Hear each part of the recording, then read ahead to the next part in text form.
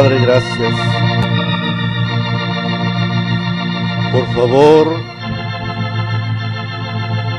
sigue ablandando nuestros corazones. Señor, nuestro corazón es duro, Padre. Nuestros corazones son corazones de piedra, Señor,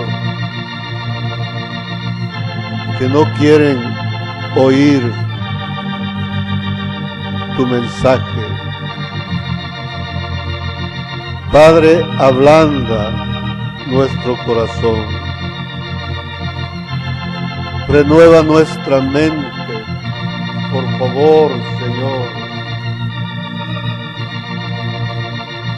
Oh Padre, que ya no sigamos llamando bueno a lo malo y malo a lo bueno. Señor, que podamos escudriñar tu palabra hasta que sepamos qué es lo bueno y qué es lo malo según el árbol de la vida, Señor. Padre, derrama tu gracia sobre esta congregación, porque sin tu gracia, Señor, nada podemos hacer. Te lo pedimos en el nombre de Cristo. Amén.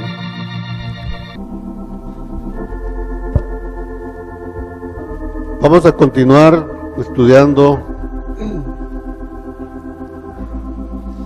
el tema de que la iglesia cuenta la historia de dos pueblos.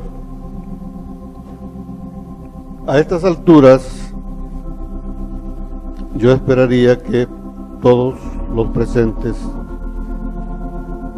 ya estén convencidos de que la historia del pueblo de Israel es un espejo para nosotros. Y esta mañana queremos dar una prueba más de que lo que estamos diciendo es lo verdadero, ¿no? Hay que entender también que la historia del pueblo físico, del pueblo del Señor, la historia básica se desarrolló en un periodo de 40 años. Pero los mandamientos que recibieron ahí en el desierto siguen siendo válidos por todo el tiempo, en todas las generaciones.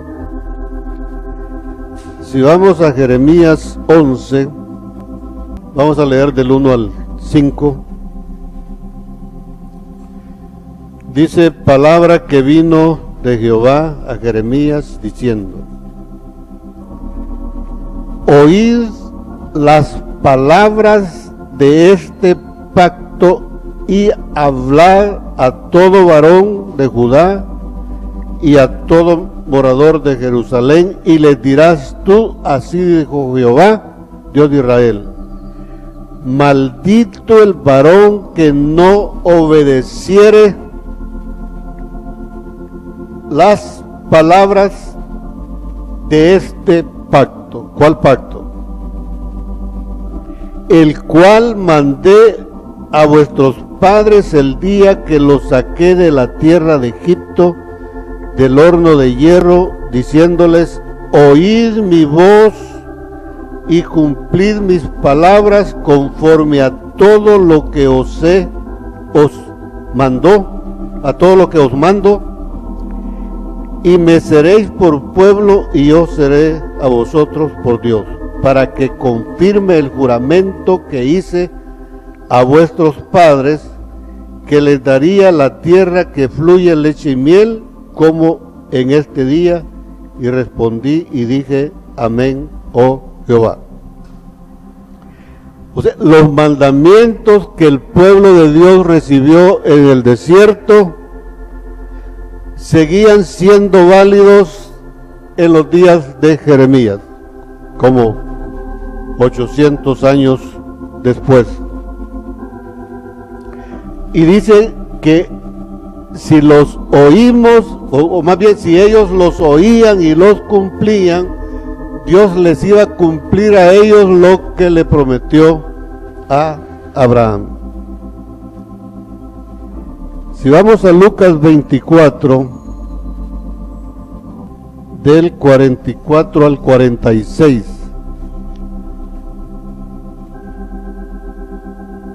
aquí está hablando Jesús. Y les dijo, estas son las palabras que os hablé estando aún con vosotros, que era necesario, oigan, que se cumpliese todo lo que está escrito de mí en la ley de Moisés, en los profetas y en los salmos. Entonces les abrió el entendimiento para que comprendiesen las escrituras. ¿Cuáles escrituras? El antiguo pacto. Así está escrito, les digo, así está escrito, y así fue necesario que el Cristo padeciese y resucitase de los muertos al tercer día.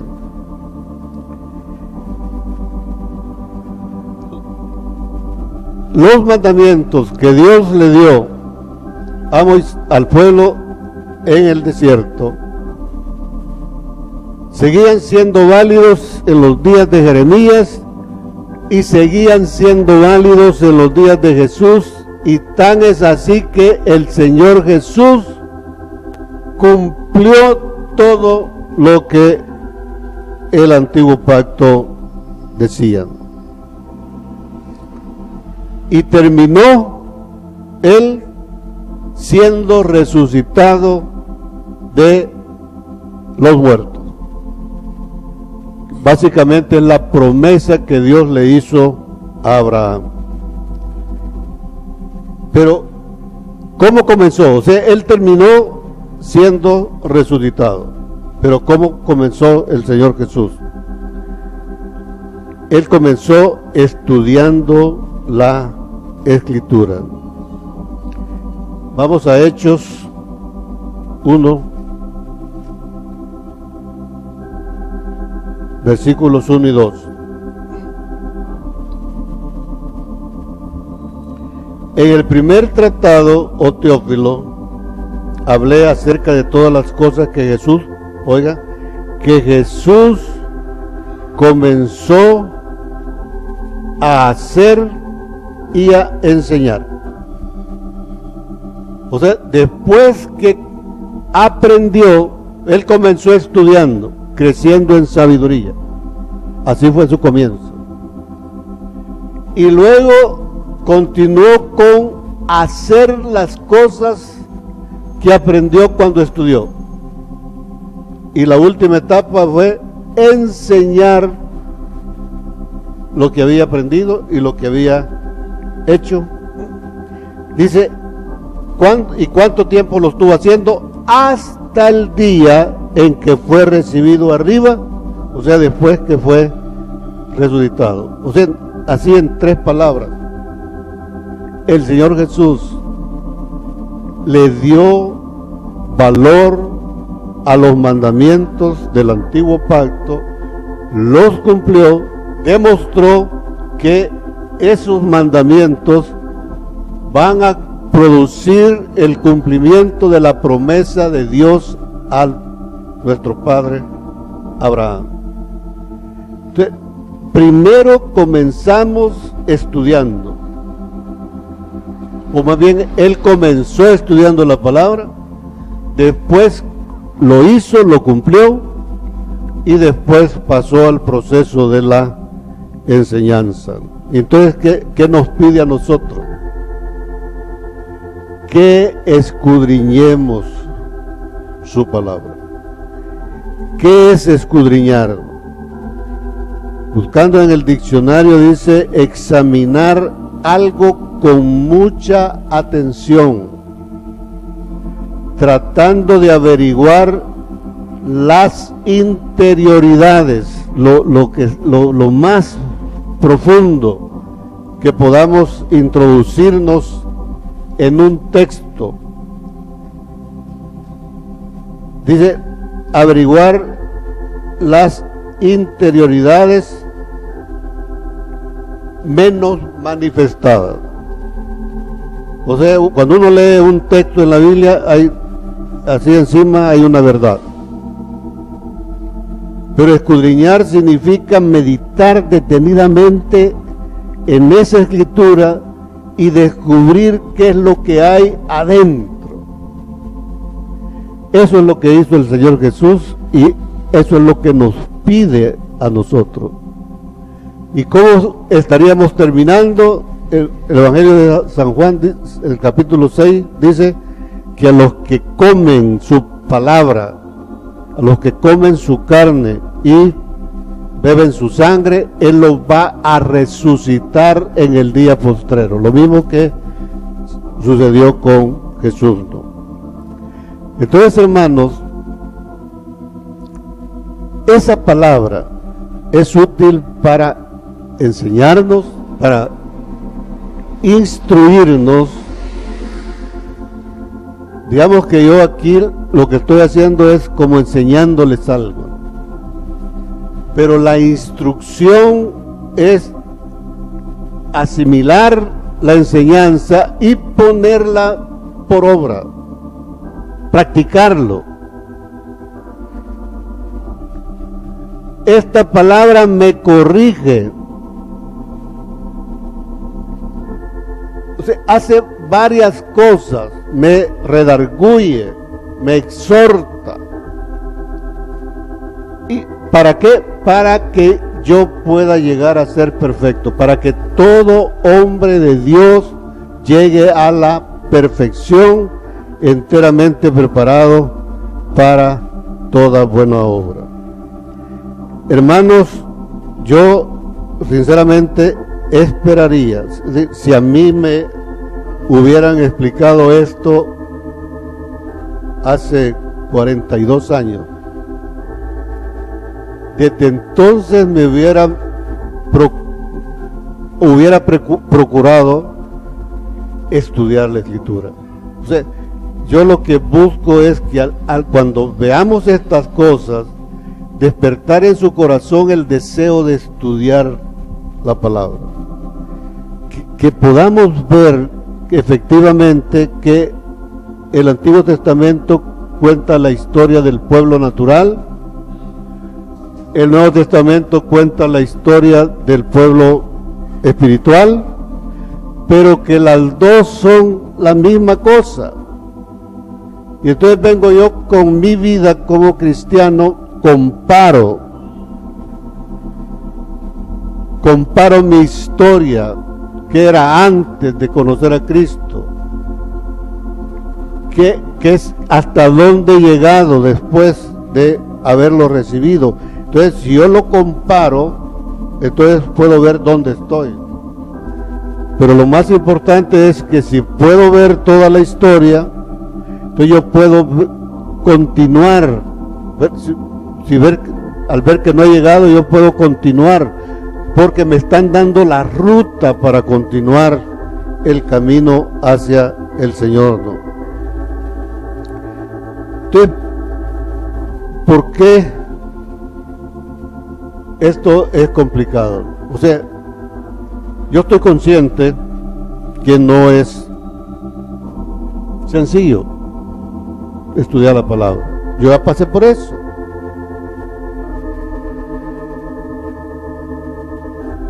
¿Por qué no es sencillo estudiar la palabra? Primero, la palabra dice que el mensaje de Dios, su mensaje, está escondido. Eso ya implica trabajo. Eso implica escudriñar, eso implica buscar. O sea, desgraciadamente la Biblia no es un libro que, digamos, que cada autor hubiera desarrollado un tema.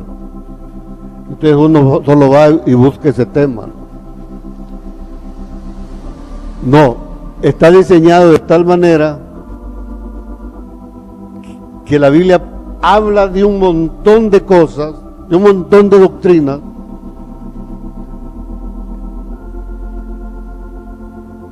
y puede uno pasar estudiando toda la vida eso.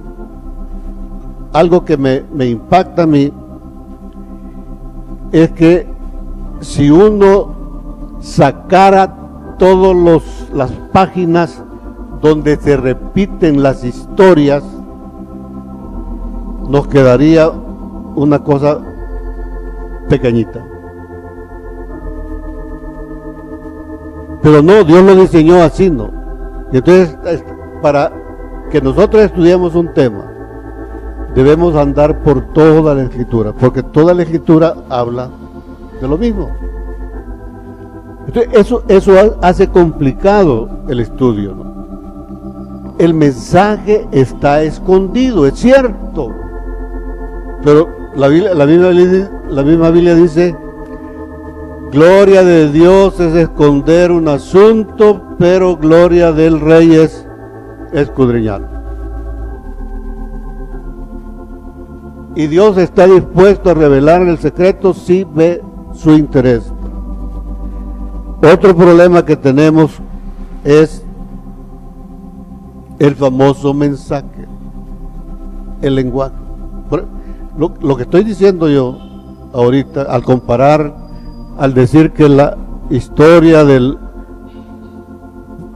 pueblo físico del Señor y la historia del pueblo espiritual del Señor son lo mismo, y que eso es un espejo para mi vida, esa es la forma en que el Señor habla.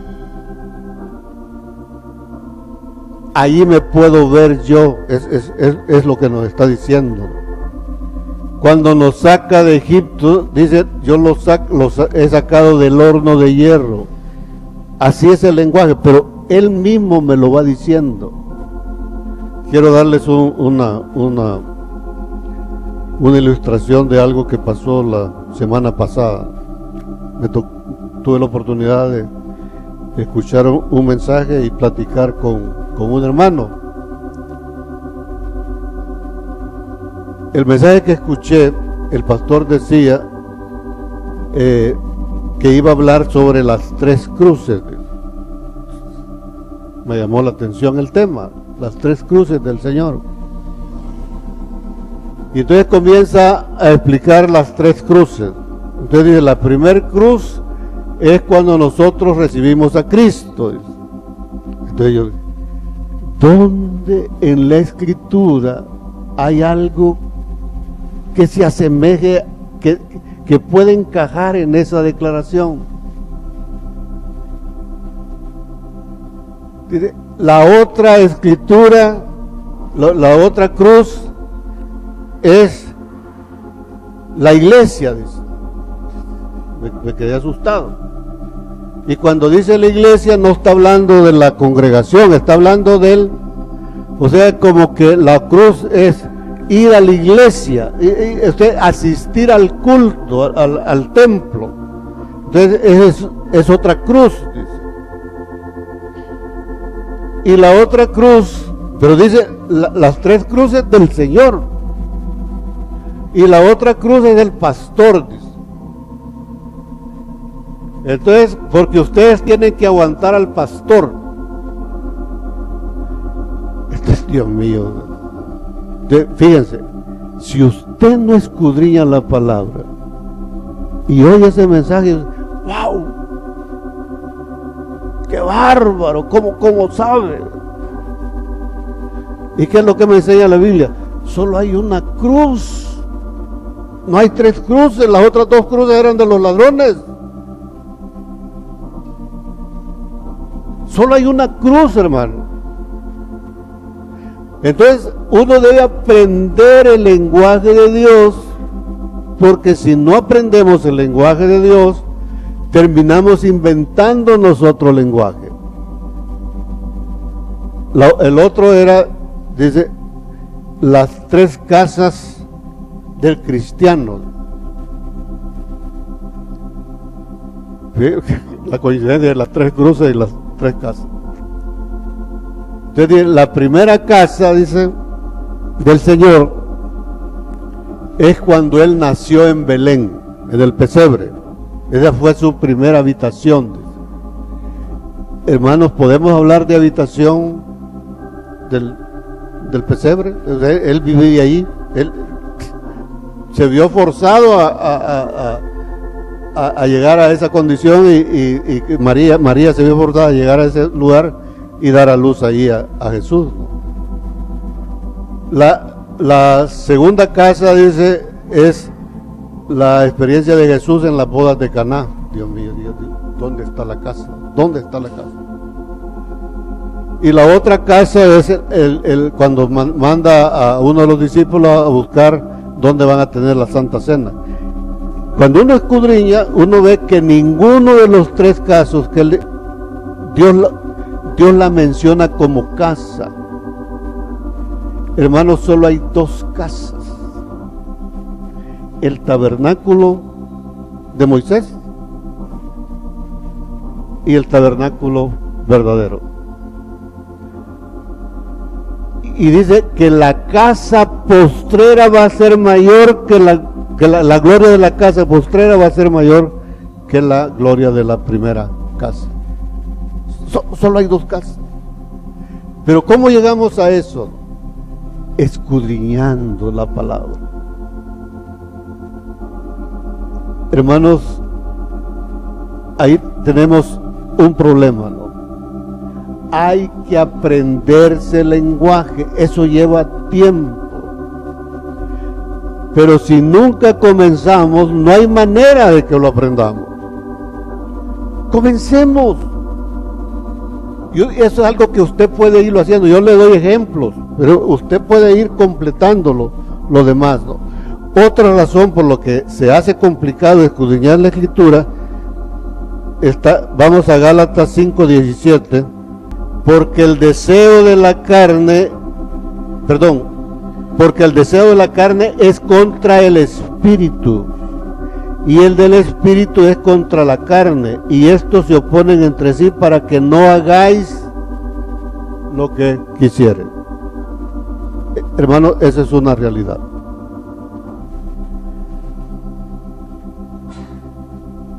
Cuando uno está enfermo, a veces el estado de salud mío está complicado, que yo quisiera quedarme acostado un rato más. Sí, hermanos, eso es una realidad. Somos carnales todos por naturaleza, y la carne no quiere estudiar para nada la palabra, no quiere saber nada de Dios, son opuestos. El Espíritu es lo contrario. Entonces, para que yo sienta amor genuino por la Escritura, el Espíritu tiene que estar creciendo en mi vida y ir amando cada vez más la palabra de Dios. Entonces, al principio tiene que ser una lucha, porque somos carnales.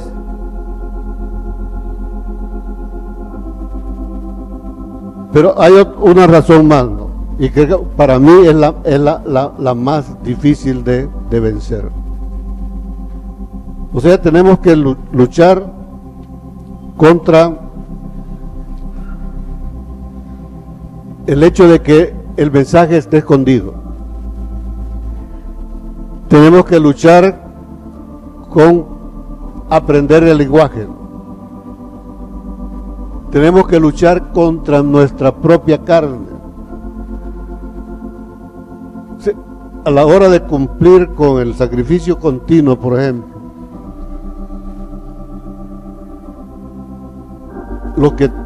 aquí hay personas que trabajan hasta las 11, 12 de la noche, trabajando. O sea que casi entran al siguiente día y el sacrificio continuo de este día. Si ya están en el otro y están trabajando. ¿Y por qué no hacer el pacto que hizo David con Dios? No me voy a acostar este día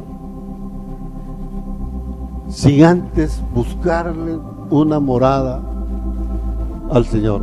Es un pacto. Tiene que haber una disciplina, vencer a la carne, luchar contra la carne y vencerla y comenzar a escudriñar la palabra. ¿Por qué tanta insistencia en esto? ¿No? Porque, hermanos, no hay otro camino. Quiero darles la prueba, ¿no? Y este tema quiero terminarlo con este ejemplo que nos da el apóstol Pablo. Vamos a 2 Corintios 3. Vamos a leer del versículo 9 al 18. Perdonen que es un poco largo el pasaje, pero es importante todo lo que dice ahí.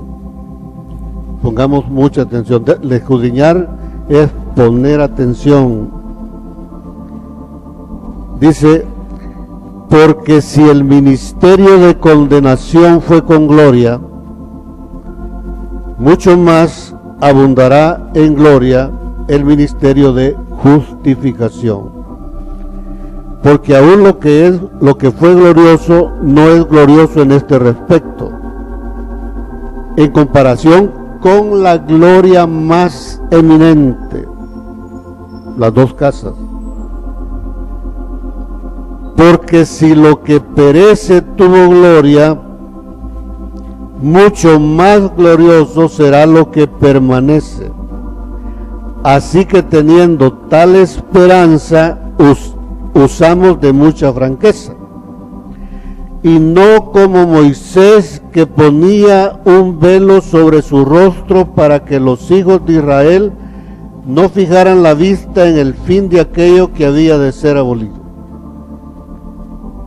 Pero el entendimiento de ellos se embotó, porque hasta el día de hoy, cuando leen el antiguo pacto, les queda el mismo velo no descubierto, el cual por Cristo es quitado. Y aún hasta el día de hoy, cuando se lee a Moisés, el velo está puesto. Cuando lee este versículo, piensa en usted. Este día, aún hasta el día de hoy, cuando se lee a Moisés, el velo está puesto sobre el corazón de ellos. Pero cuando se conviertan al Señor, el velo se quitará. Cuando se conviertan al Señor no tiene nada que ver con recibir a Cristo. O sea, ya lo recibimos. Pero tenemos que estarnos convirtiendo al Señor continuamente, ¿no? Versículo 17. Porque el Señor es el Espíritu, y donde está el Espíritu del Señor, ahí hay libertad. Y ojo, por tanto, nosotros todos, mirando a cara descubierta como en un espejo. ¿Qué cosa? El antiguo pacto, de eso está hablando. Por tanto, nosotros todos, mirando a cara descubierta como en un espejo la gloria del Señor, somos transformados de gloria en gloria en la misma imagen como por el Espíritu del Señor. Digamos, reflexionemos un poco sobre esta escritura. Aquí el lenguaje, el mensaje escondido. Dice, en el 9 dice: porque si el ministerio de condenación fue con gloria, mucho más abundará en gloria el ministerio de justificación. ¿Qué es eso? El ministerio de condenación es el antiguo pacto, la ley. así podemos ir, es parte del lenguaje, a eso me refiero yo cuando digo hay que aprender el lenguaje. Pero ¿cuál lenguaje? Dios me lo va explicando, y aquí me está diciendo que el ministerio de condenación es el antiguo pacto, el ministerio de justificación es el nuevo pacto. Entonces nos dice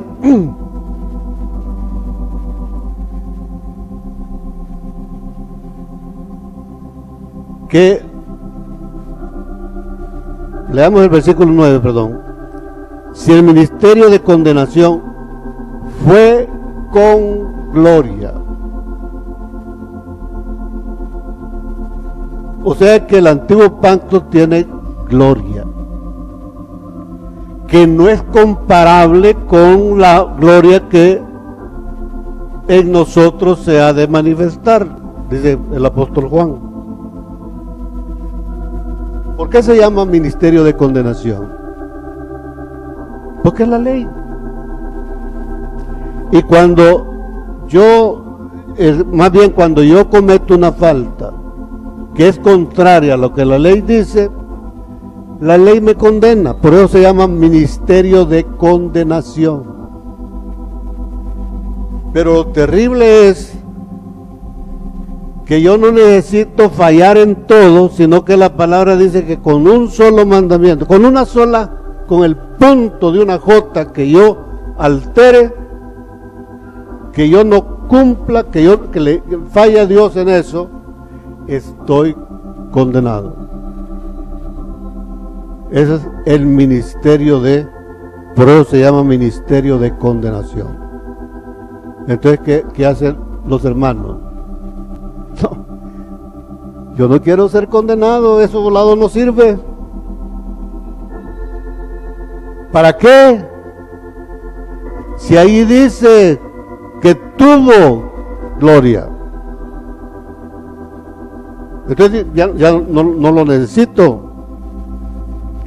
Vamos a Gálatas 3, del 10 al 12 y del 19 al 24.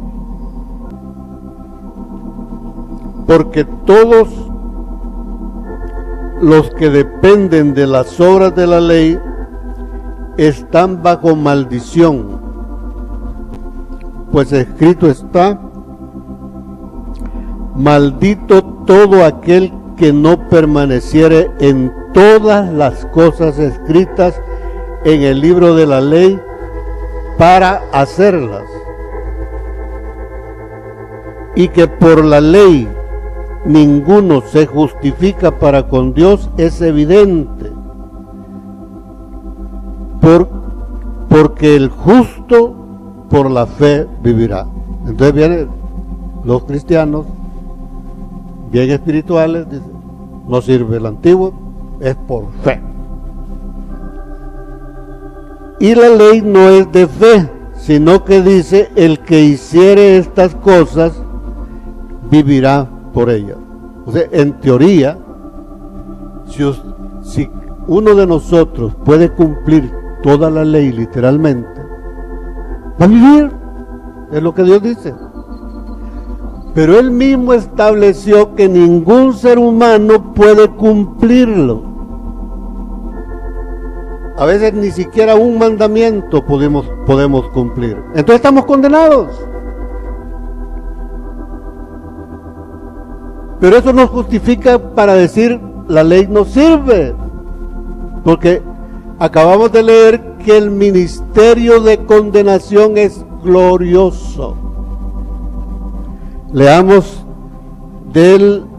ahí mismo en Gálatas 3, del 19 al 24. Entonces, ¿para qué sirve la ley? Miren la respuesta. Fue añadida a causa de las transgresiones, hasta que la ley fue añadida hasta que viniese la simiente a quien fue hecha la promesa. ¿Qué me está diciendo eso? Que la ley, si eso es un espejo para mí, en eso estamos, ¿no? Entonces, la ley va a estar funcionando en mi vida hasta que aparezca la simiente, que la simiente que es Cristo se manifieste en mi vida. Entonces desaparece. Dice, y fue ordenada por medio de ángeles en mano de un mediador, Moisés. Y el mediador no lo es de uno solo, pero Dios es uno. Luego la ley es contraria a las promesas de Dios en ninguna manera, porque si la ley dada pudiera vivificar, la justicia fuera verdaderamente por la ley. Mas la Escritura lo encerró todo bajo pecado para que la promesa que es por la fe en Jesucristo fuese dada a los creyentes. Pero antes que viniese la fe, estábamos confinados bajo la ley, encerrados para aquella fe que iba a ser revelada. De manera que la ley ha sido nuestro ayo para llevarnos a Cristo, a fin de que fuésemos justificados por la fe.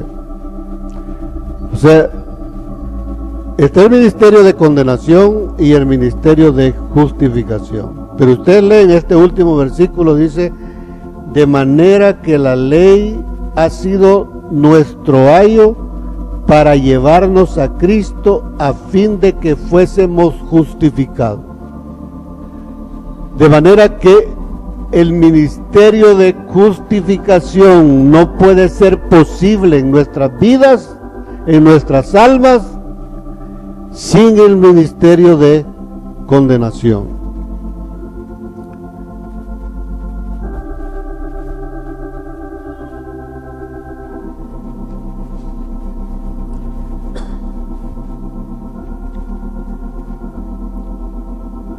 Hermanos,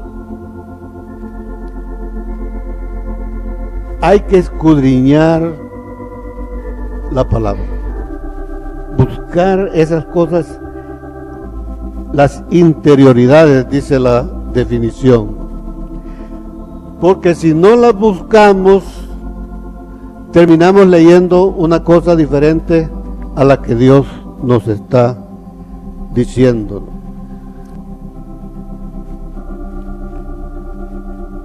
Volvamos a 2 Corintios 3, del 10 al 12.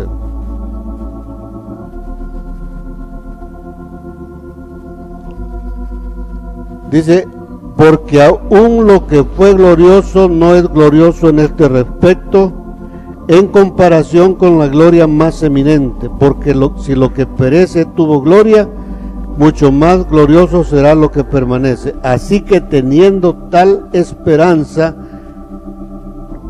usamos de mucha franqueza. ¿Qué es lo que está diciendo Pablo aquí? Que el ministerio de condenación es glorioso, tiene una gloria. ¿Cuál es la gloria del ministerio de condenación? Llevarnos a Cristo. Es lo que pasó con Jesús. El ministerio de condenación, o sea, la ley, al cumplir en la ley, terminó dando a luz la vida de Cristo. Fíjate lo que dice acá. Dice 2 Corintios 3:13. Y no como Moisés, que ponía un velo sobre su rostro para que los hijos de Israel no fijaran la vista en el fin de aquello que había de ser abolido. La historia es que Moisés, cuando hablaba con el Señor, yo no puedo decir si Moisés entraba al lugar santísimo, no lo sé, pero estoy seguro que sí entraba al lugar santo. Y ahí el Señor se le aparecía, le hablaba con él, le daba los mandamientos y luego él salía. Pero llegó un momento en que el rostro de Moisés resplandecía porque estaba manifestando la gloria de Dios. Entonces viene él y dice: yo no quiero que vean eso. Ve lo que dice: Moisés ponía un velo sobre su rostro para que los hijos de Israel no fijaran la vista en el fin de lo que había de ser abolido. O sea, él no quería que el pueblo de Israel pusiera sus ojos en la gloria. ¿Dónde tenía que poner los ojos?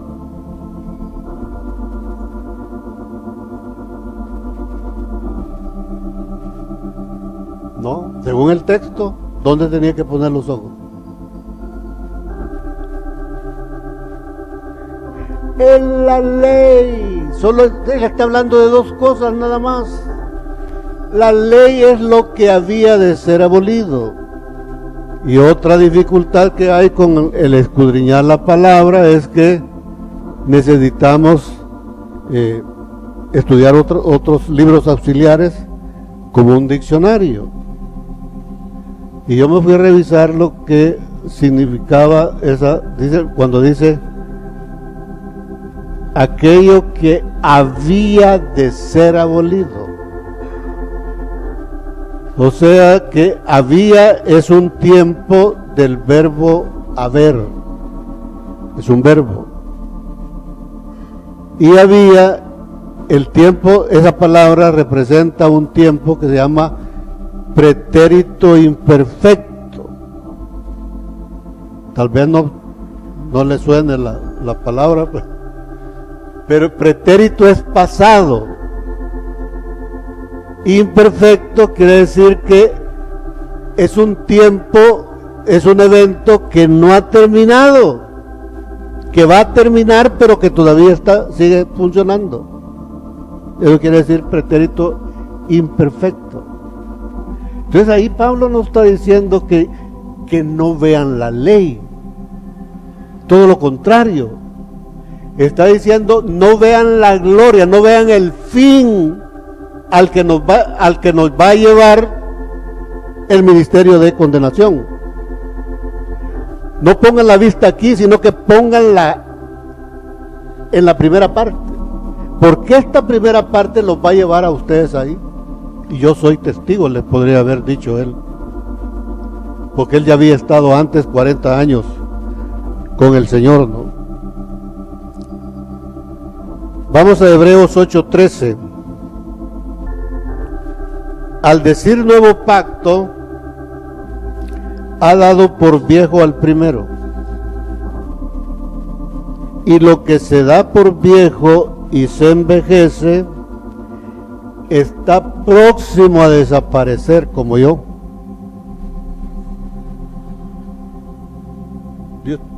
Ya estamos viejos, próximos a desaparecer, pero no hemos desaparecido todavía.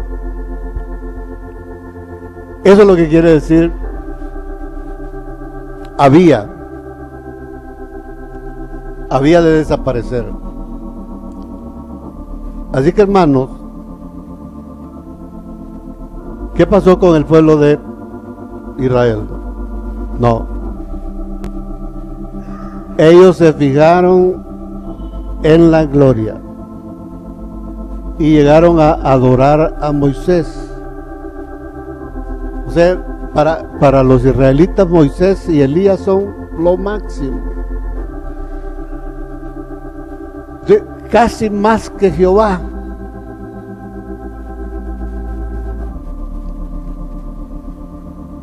Y fíjense si no es un espejo eso para nosotros.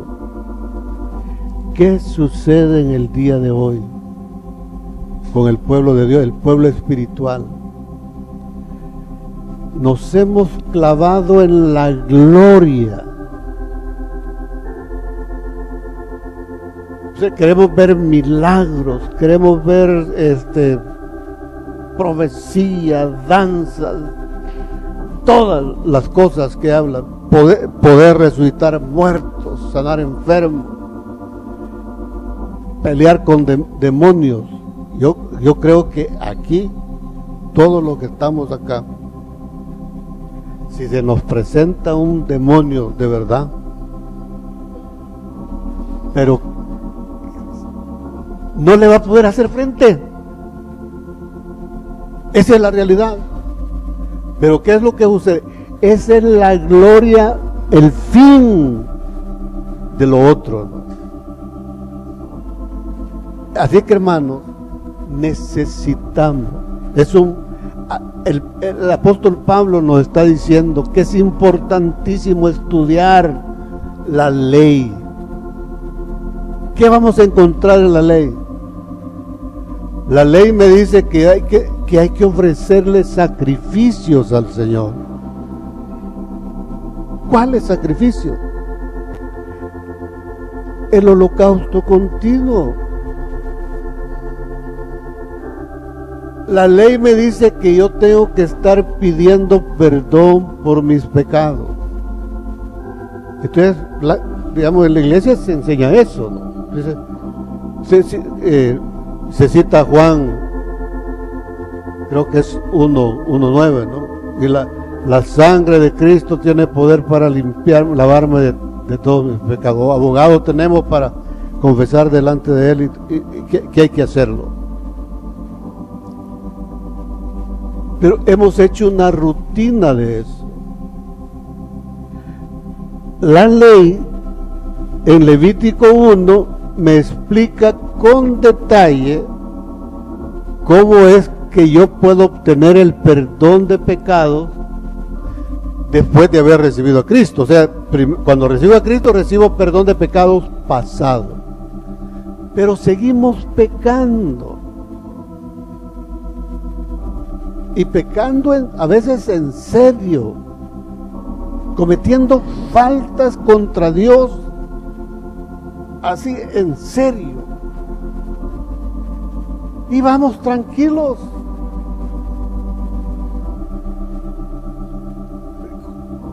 Estamos tratando de ver si hay alguna restauración de los matrimonios, ¿no?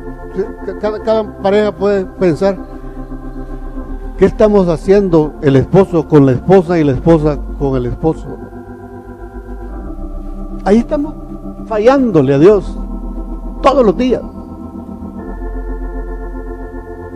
Y no buscamos la reconciliación. Solo decimos, no se puede. Y sí se puede. Pero hay que hacer un sacrificio. Hay sacrificios por el pecado, por la culpa, sacrificios de paz, sacrificios de alabanza. ¿Dónde está eso? En el Antiguo Testamento. Solo que hoy, antes lo hacían matando animales. Entonces el lenguaje me permite traducir eso para cómo lo debo hacer yo, pero no lo elimina. No ha desaparecido, hermano. Lo que el apóstol Pablo está diciendo es que cuando ya la simiente de Dios se manifiesta en mi vida, la ley para afuera. Cuando Isaac había crecido, Agar para afuera, la ley. Eso es lo que está diciendo. Pero vamos viviendo la vida y no agarramos a estudiar el antiguo pacto. Sigue vigente hasta que aparezca la fe de Abraham o la fe de Jesús en nuestras vidas. No la fe que tenemos yo tengo la fe de que me voy a sanar, pero está bien eso, no estoy diciendo, es una fe válida. Tener la fe en Dios, que Dios me va a sanar, que Dios me va a dar un trabajo, que Dios va a hacer esto, Dios me va a ayudar a pagar mis deudas. pero la fe que salva, la fe que da luz, la vida de Cristo es la fe de Abraham y la fe de Jesús. ¿Dónde está eso? ¿Dónde puedo saber cómo es esa fe? Es el antiguo pacto. Así que, hermanos,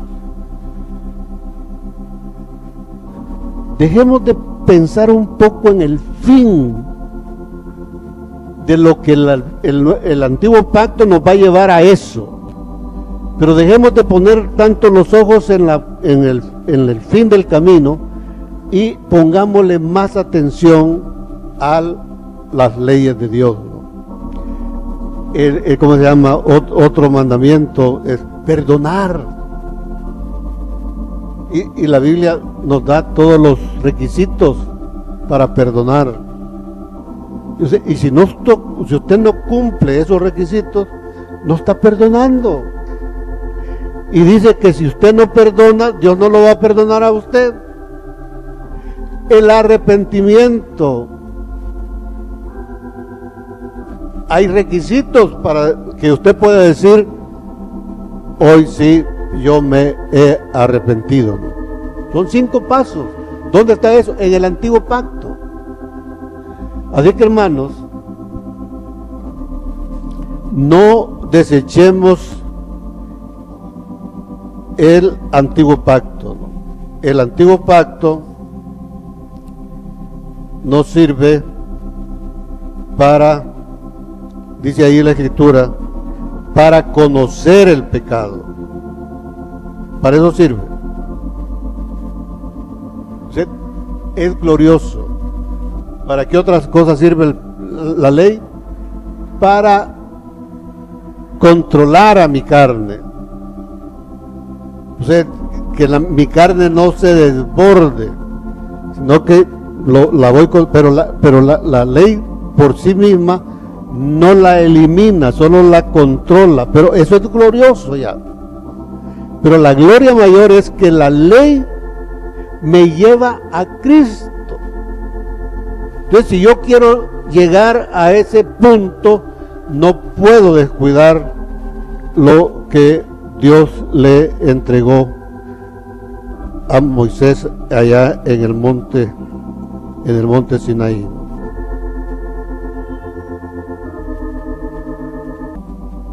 Efesios 2, del 13 al 16.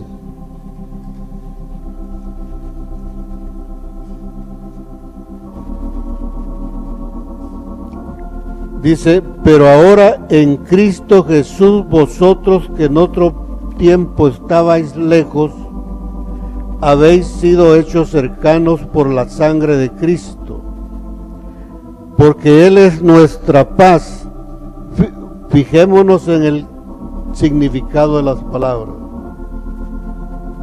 Dice: pero ahora en Cristo Jesús, vosotros que en otro tiempo estabais lejos, habéis sido hechos cercanos por la sangre de Cristo.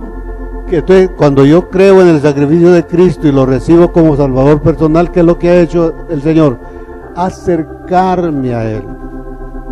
Solamente. Ahora debe comenzar otro proceso.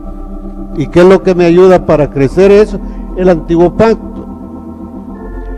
Porque Él es nuestra paz, que de ambos pueblos hizo uno, derribando la pared intermedia de separación, aboliendo en su carne las enemistades. La ley ya no tiene sentido. Dice: la ley de los mandamientos expresados en ordenanza, para crear en sí mismo de los dos un solo y nuevo hombre, haciendo la paz. Jesús cumplió eso y llegó a ser un hijo de Dios en toda su magnitud. Entonces, lo mismo debe suceder con nosotros. ¿Qué va a hacer? Al final, Dios lo que va a hacer es unir los dos pueblos, ¿no? Y al unir los dos pueblos, Dios ha prometido que le va a cumplir la promesa que hizo Abraham, darle una tierra. Vamos a Génesis 15.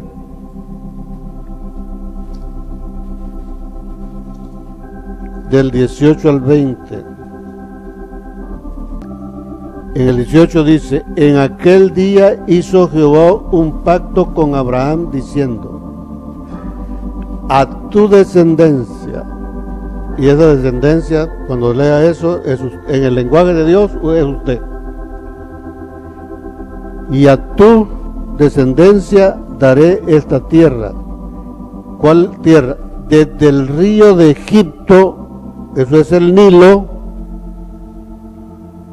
hasta el río grande, el río Éufrates. Entonces, si usted busca en un mapa, ¿cuál es el si usted busca en internet y busca en Google el apartado de mapas, y pone ahí la tierra heredada por Israel, hasta se lo dibuja. Es una cantidad de terreno muy grande, para nada lo que es Israel hoy. Entonces, Dios, una vez que los dos pueblos sean uno solo, le va a cumplir la promesa a Abraham y le va a dar a su pueblo la unión de dos campamentos, todo ese territorio. Dice, desde el río de Egipto, que es el Nilo, hasta el río grande, que es el Éufrates. Vamos ahora a Segunda de Reyes 24:7. Dice: y nunca más el rey de Egipto salió de su tierra, porque el rey de Babilonia le tomó todo lo que era suyo, desde el río de Egipto, ¿hasta dónde? ¿Qué es eso? El territorio que Dios le ha prometido al pueblo de Israel es lo que el enemigo quiere conquistar. La prueba es lo que está sucediendo en el Medio Oriente, ¿no? Pero eso es un espejo para nosotros. La tierra que Dios me dio, mi alma terrenal, Él me la dio. ¿Quién la ha conquistado? Satanás. Le pertenece a Satanás. Entonces Dios quiere que lo reconquistemos. Y hay que vencer a todos los enemigos para poderlo hacer. Y entonces vamos a ver la gloria de Dios reflejada en sus hijos. Y ojo, si creemos la Escritura, debemos creer cuando dice Isaías que Él no va a descansar hasta que eso sea visto en sus hijos. ¿Por qué no pensar que podemos ser nosotros? ¿Por qué la hermana suya pues no puede pensar, puedo ser yo? ¿Pero qué es lo que hay que hacer? No pongamos los ojos en los milagros, los dones, el poder, la prosperidad. No. Vamos a lo que nos va a llevar a eso. Y entonces vamos a tener la seguridad de que va a ser una realidad. Si no llegamos a ese punto, si nuestra vida no nos alcanza para llegar y manifestar el poder de Dios, hemos dicho, no importa. Dios lo que quiere es que cuando Él venga, encuentre a su pueblo haciendo lo que tiene que hacer. Y lo primero que tiene que hacer es escudriñar la palabra. El próximo domingo queremos hablar de la urgencia que tenemos de eso. Hermanos, estoy hablando en serio. No descuidemos el Antiguo Testamento. el Nuevo Testamento nos ayuda a entenderlo y podemos entender el Nuevo por todo lo que dice él. Entonces yo solo estoy dando una pista así general. La primera que estoy dando es que la Biblia es la historia de dos pueblos. Ese dato ya me da una información valiosa para que cuando yo lo estudie ponga atención en esos detalles de la historia. Y en la medida que va pasando el tiempo y usted sigue estudiando, se va a dar cuenta que los dos libros son semejantes, que cuentan la misma historia. Pero lo más interesante es que esa historia es mi historia, la que Dios quiere que nosotros vivamos para que lleguemos a manifestar la gloria de Dios aquí en la tierra. Amén. Que Dios les bendiga, hermano.